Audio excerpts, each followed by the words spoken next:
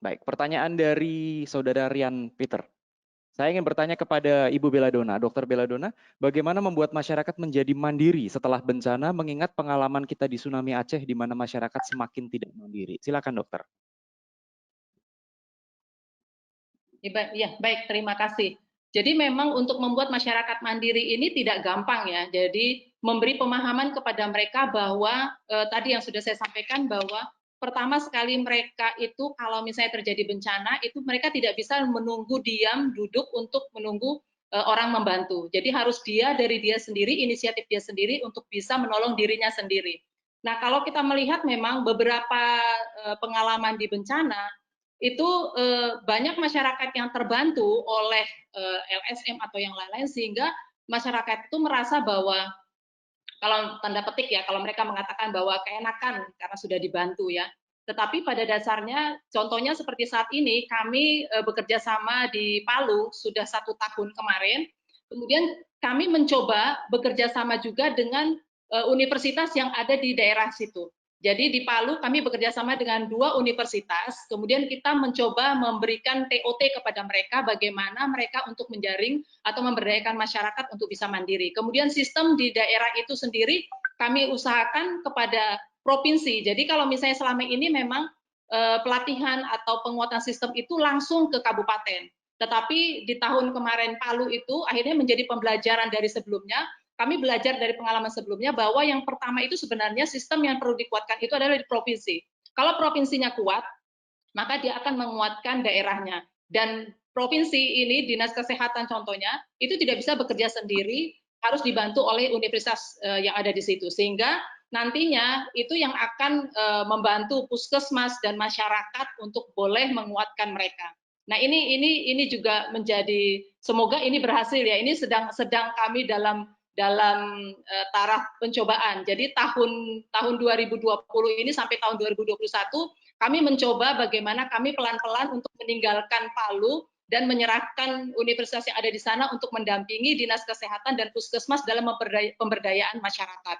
Nah, ini yang memang harus kita siapkan. Jadi memang kalau langsung kepada masyarakat ini akan kesulitan. Boleh kepada masyarakat, tapi kita harus memegang tokoh-tokoh masyarakat yang ada di tempat itu sendiri. Mungkin itu dari saya. Baik, terima kasih dokter. Jadi intinya adalah dari dia, oleh dia, dan untuk dia gitu ya. Jadi supaya ini tidak menciptakan ketergantungan, tetapi bisa masyarakat memberdayakan diri sendiri untuk kedepannya. Oke, terima kasih dokter. Berikutnya kita ada pertanyaan penanya yang sudah raise hand di sini dengan saudara Tejo Putranto. Silakan, mic-nya bisa di-unmute. Ya, dari Pak Sugianto dari Balit Bangkes. Ini pertanyaan ini juga akan menyambung oleh pertanyaan akan diberikan kepada Prof. Laksono. Juga menyambung pada pertanyaan dari Ibu Niluh Putu yang ada di studio ini juga memberikan pertanyaan Prof. Laksono. Jadi pertanyaan dari Ibu Putu ini adalah, pada pendekatan social determinant of health, apakah filantropi akan menjadi tombol tersendiri, Prof, atau menggandeng elemen yang lainnya seperti APBN dan sebagainya? Ini silinear dengan dari Pak Sugianto Balit Bangkes, kami ingin bekerja sama untuk membuat model terutama dalam upaya mitigasi dengan mengoptimalkan peran filantropis lewat penelitian kajian. Monggo Prof. Laksono, terima kasih. Ya, jadi kalau kita menggunakan social determinant principle ya, prinsip-prinsipnya ya, kita akan bisa melihat berbagai kegiatan secara menyeluruh ya, banyak sekali yang bisa kita identifikasi. Nah, nanti dalam konteks perdagangan pemerintah ya, kita bisa melihat bahwa ternyata misalnya ya untuk sanitasi lingkungan itu pemerintah itu hanya bisa memberikan taulah 1 miliar misalnya. Oke ya. Tapi masyarakat itu bisa memberikan dalam bentuk inatura, tenaga gotong royong misalnya, atau mungkin membeli semacam bahan-bahan tambahan, ya. Sehingga 1 miliar itu bisa lebih banyak lagi. Sehingga sanitasi lingkungan yang sangat penting di sebuah kampung itu bisa terbantu. Jadi saya bisa melihat bahwa pemerintah itu punya potensi untuk menjadi stimulan. Ya. Dan ini sudah mulai banyak dikerjakan di daerah dengan daerah desa itu mendapat semacam dana desa, itu menstimulasi untuk gotong royong yang mengarah ke SDG. Nah, sehingga bagaimana kita bisa membuat list daftar tadi ya, program yang terkait dengan SDG dan bagaimana kita bisa membangun suatu sistem yang melibatkan filantropi ini yang kita perlu kembangkan ya Pak Sugianto. Mungkin penelitian di Litbang bisa seperti itu Pak. Bagaimana caranya bahwa SDG itu tidak hanya tanggung jawab APBN ataupun APBD, tapi masyarakat pun itu juga harusnya mampu untuk bergotong royong. Dan filantropisme ini akan sangat menarik karena akan ada sebagian dari mereka itu masyarakat yang menengah ke atas, yang kaya, mereka mau menyumbang. Apalagi untuk sebuah fasilitas kesehatan di kampung atau daerahnya yang sangat-sangat kelihatan manfaatnya. Mungkin kita perlu meneliti itu Pak Sugianto sama-sama. Terima kasih. Ya, terima kasih Prof. Laksono. Jadi memang diharapkan memang masyarakat umum untuk gotong royong seperti tadi juga disampaikan oleh Dr. Belladonna bahwa ini kita harapkan untuk tidak menciptakan ketergantungan tetapi juga pemberdayaan masyarakat sendiri sehingga itu bisa sustain untuk kedepannya. Baik, terima kasih. Saya tuh agak risau dengan kata ketergantungan ya.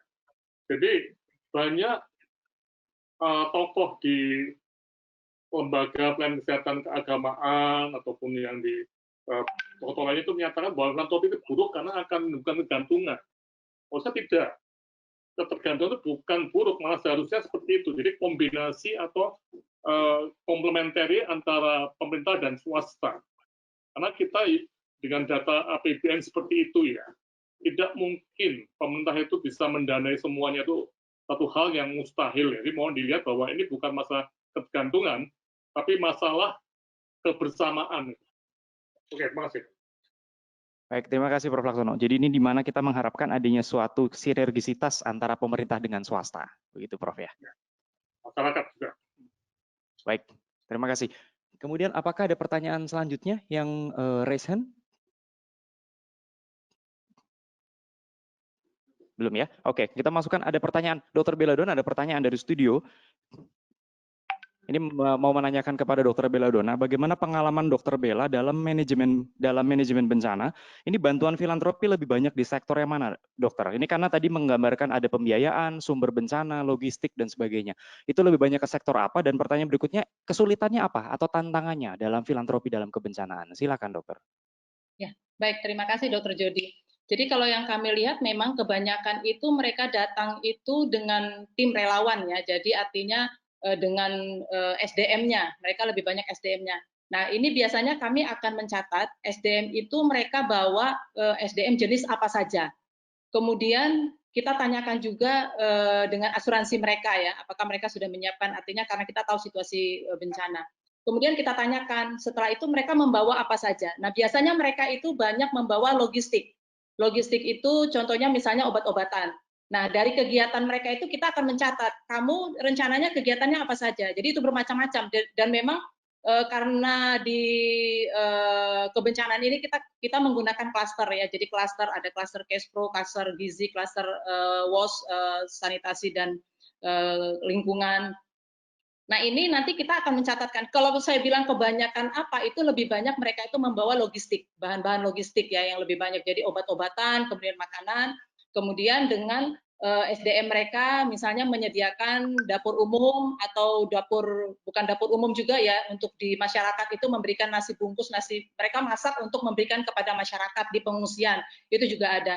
Nah, yang untuk dana juga sangat banyak, tapi biasanya yang dana ini lebih banyak pada yang A tadi ya, yang pertama yang disampaikan oleh Prof. Laksono. Jadi mereka dana dari perusahaan-perusahaan yang besar memberikan dana yang besar untuk misalnya membantu misalnya rumah sakit Anutapura contohnya di Palu itu membangun rumah sakit tersebut misalnya seperti itu, atau misalnya membangun berapa puskesmas misalnya seperti itu. Jadi memang hampir sama artinya dana anggaran maupun untuk logistik. Jadi kalau untuk bangunan-bangunan itu lebih banyak dari perusahaan-perusahaan besar, tetapi kalau untuk SDM kemudian layanan-layanan yang kecil itu biasanya dari dana masyarakat yang mereka kumpulkan, kemudian mereka melakukan itu.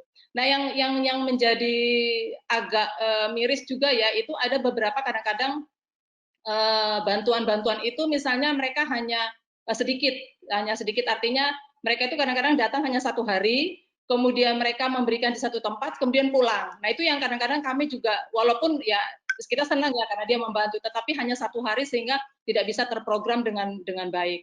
Nah, kami juga kemarin ada dibantu juga oleh pengusaha muda. Jadi pengusaha muda Indonesia itu pada waktu itu di Kulawi itu tidak bisa sampai ke sana kecuali lewat helikopter. Nah, pada waktu itu tim sudah ada, tetapi tidak ada helikopternya, sehingga saya mencoba menghubungi pengusaha muda tersebut dan mereka bisa menyiapkan helikopter untuk membawa tim ke daerah Kulawi. Nah, itu kami sangat senang sekali. Jadi banyak sekali beragam ya. Saya nggak bisa mengatakan bahwa yang banyak anggaran atau logistik, tetapi memang beragam karena masing-masing peran filantropi yang mereka berikan itu berbeda-beda terkait dengan masing-masing. Misalnya ACT punya program apa, MDMC punya program apa, itu berbeda-beda. Begitu, Dr. Jody. Baik, terima kasih dokter. Jadi memang pada dasarnya lebih ke arah logistik dan yang lainnya itu ada tambahan-tambahan yang lain ya. Jadi memang sinergisitas memang sangat diperlukan. Baik, apakah ada pertanyaan berikutnya? Baik, untuk Prof. Laksono dari Ryan Peter. Apakah mungkin kita mempunyai suatu dashboard di mana mapping filantropi sehingga bisa tertrack dan menjadi pembelajaran bagi semua lembaga. Jadi bisa mencegah suatu intervensi yang bertumpuk di satu sektor, mencegah penambahan bangunan-bangunan mangkrak yang setelah dibangun tidak digunakan secara maksimal. Monggo, Prof. Ya, jadi kembali pada suatu mindset ya, cara pandangnya ya, di mana ketika bicara mengenai alokasi anggaran, kan di semua rumah sakit atau di semua kabupaten kota, provinsi sampai negara ya, atau semua lembaga ya, itu selalu ada alokasi anggaran. Nah, atau perencanaan anggaran ya. Nah, sekarang bagaimana ketika merencanakan tadi, itu sudah mulai berpikir tadi, bagaimana peran dari filantropi. Misalnya, kita membuat sebuah rumah sakit di daerah yang sulit ya, jalannya susah, atau SDM-nya susah. Nah, apakah bisa kombinasi antara pemerintah yang terbatas dananya itu dengan potensi filantropi yang jadi galak. Nah, ini jadi satu tantangan. Tapi kalau mindset-nya, cara berpikirnya itu belum terbangun, maka potensi filantropi itu tidak akan pernah masuk ke atau di awal di saat perencanaan. Nah, ini yang jadi pertanyaan menarik ya. Apakah kita mau dalam konteks SDG juga ya, atau di rumah sakit ya, membawa mindset baru masuk ke pikiran kita bahwa kita perlu untuk merencanakan juga berbasis pada pembangunan filantropis. Ya. Itu, Pak. Terima kasih. Baik, terima kasih Prof. Laksono atas pertanyaannya. Baik, apakah ada yang pertanyaan berikutnya lagi? Oke, baik. Ya, Prof. Laksono, ini ada pertanyaan kalau seandainya berhubungan dengan masalah regulasi dari pemerintah. Bila mana kita mengatakan filantropi itu adalah sebuah asas kesukarelaan, lalu bagaimana kira-kira bisa mendorong pemerintah untuk membuat regulasi untuk filantropi, terutama filantropi kesehatan di Indonesia? Monggo, Prof. Ya, saya gini ya, isu kunci memang di luar negeri, di Amerika itu bukan kewajiban ya, tapi ada semacam manfaat ya, di mana pajak itu jadi kurangi. Ya, di Indonesia itu belum, ya, kecuali untuk pendidikan itu sudah. Ya, atau memberikan pada zakat itu sudah. Ya, bisa dikurangi, dimasukkan dalam pengurangan pajak pendapatan gitu ya. Nah, sehingga memang dalam konteks ini memang kita perlu juga melihat dalam zakat itu sebagian mungkin bisa masuk ke kesehatan ya, terutama untuk rumah sakit Islam dan sebagainya ya. Nah, namun walaupun itu pajak belum, itu sebetulnya di dalam diri manusia itu selalu ada keinginan untuk menyumbang. Nah, yang penting bagi pemerintah saya kira jangan memaksa ya. Kalau memaksa itu akan jadi pajak, akan jadi sesuatu yang tidak filantropi lagi. Tapi bagaimana menghimbau dan memberikan semacam kesempatan untuk masyarakat itu nyumbang tadi dalam perencanaan anggaran kegiatannya. Nah, ini ada satu kasus di sebuah rumah puskesmas sudah dulu sekali ya, dulu sekali. Itu puskesmas tadi atapnya itu rusak ya. Nah, pemilik puskesmas pemerintah nggak punya uang, tapi dokter puskesmasnya kreatif. Kemudian dia manggil temannya yang pemborong bangunan ya untuk memperbaiki, dan dia bilang, wah kalau cuma gitu genteng-genteng itu banyak Bu, saya pokoknya silakan berasa Bu, udah nanti waktu sebulan selesai itu. Nggak dibayar karena itu memang bagian dari filantropinya pengusaha bangunan tadi. Kan betul, jadi begitu jadi malah jadi temuan. Jadi ini contoh mindset yang tidak pas ya untuk sebuah filantropisme tadi. Karena masyarakat itu seperti ditutup dari keinginan mereka untuk menyumbang. Nah, ini ya harus kita buka lagi ya, maka mindset tadi. Sekali lagi kita tidak mewajibkan, pemerintah itu bisa mendorong kalau bisa ada pajak dikurangi, atau sampai mungkin juga tadi membuka peluang untuk masyarakat menyumbang secara resmi ke entah itu ke lembaga swasta ataupun lembaga pemerintah. Begitu Pak Yudi. Terima kasih. Baik. Terima kasih Prof. Laksono. Jadi lebih ke arah dorongan dan juga peluang supaya masyarakat bisa resmi menyumbang ke lembaga-lembaga, terutama lembaga yang terkoordinir oleh pemerintahan, atau misalnya kalau misalnya dinyatakan paksaan, ya pajak itu merupakan salah satu paksaan, dan juga mendorong untuk misalnya bisa terjadi tax deduction. Kurang lebih seperti itu ya Prof? Ya, Dr. Jody, mungkin saya sedikit menambahkan. Silakan, Jadi Dokter. ya, terkait dengan pengalaman yang kami alami di kebencanaan juga seringkali kalau dana untuk kebencanaan itu kan hanya pada masa tanggap darurat. Nah, sebenarnya dana masyarakat yang sudah dikumpulkan oleh masyarakat dan beberapa bantuan itu sangat dibutuhkan oleh masyarakat setelah selesai masa tanggap darurat. Salah satu contoh pada waktu pasien-pasien yang akan dirujuk ke rumah sakit, itu kebanyakan setelah lewat dari masa tanggap darurat, mereka tidak bisa lagi merujuk dengan dana dengan dana kebencanaan. Misalnya mereka harus buka pen atau apapun yang dilakukan untuk rujukan kembali berulang, itu tidak bisa dilaksanakan dan BPJS tidak membayar. Sehingga di beberapa pengalaman kami itu melihat bahwa akhirnya Dinas Kesehatan itu melihat kembali tim-tim relawan yang masih ada di sana yang mau membantu dengan dana masyarakat mereka sendiri, itu yang akan mengirimkan si pasien itu ke rumah sakit dengan dana masyarakat. Nah, ini memang sebenarnya regulasinya sebenarnya harusnya sudah bisa disiapkan oleh pemerintah, karena memang dana kebencanaan itu hanya pada masa tanggap darurat. Setelah itu tidak dibayar dan BPJS juga tidak mau membayar dana yang akibat bencana. Nah, ini yang sangat dibutuhkan adalah dana masyarakat. Mungkin itu. Baik, terima kasih Dr. Belladonna. Berarti lebih menitik beratkan pada manajemen pasca bencana, di mana untuk faktor pemulihan dan sebagainya untuk dana filantropi bisa memberikan bantuan di area-area yang situ. Sangat menarik. Terima kasih. Baik. Baik, Bapak Ibu sekalian, ini karena waktu juga yang membatasi kita, diskusinya masih sangat menarik.